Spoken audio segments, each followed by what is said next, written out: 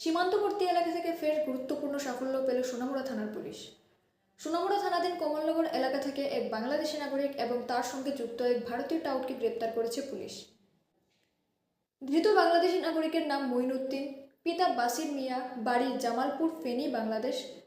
Subdivision সদর থানা, ফেনী সদর, জেলা ফেনী। ধৃত ভারতীয় টাউটের নাম আনিক হোসেন, পিতা কাদির মিয়া, বাড়ি কমলনগর, ওয়ার্ড নম্বর 6, থানা সোনামুড়া, জেলা সিপাহীজলা, ত্রিপুরা। পুলিশ সূত্রে জানা গেছে, ধৃত ভারতীয় যুবক দীর্ঘদিন ধরে সীমান্ত পারাপার এবং অনুপ্রবেশ টাউট হিসেবে কাজ করছিল, এমনই অভিযোগ উঠে এসেছে।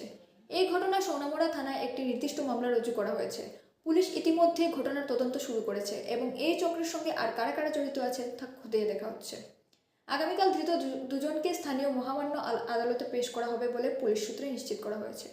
সীমান্ত নিরাপত্তা এবং অনুপ্রবেশ রুখতে পুলিশের এই পদক্ষেপকে অত্যন্ত গুরুত্বপূর্ণ বলে মনে করছেন বিশেষজ্ঞ মহল। এই মুহূর্তে এই খবরেই আপডেট। পরবর্তী সমস্ত তথ্য জানতে আমাদের সঙ্গেই থাকুন। সঙ্গে ছিলাম আমি মৌমিতা নাথ। ধন্যবাদ।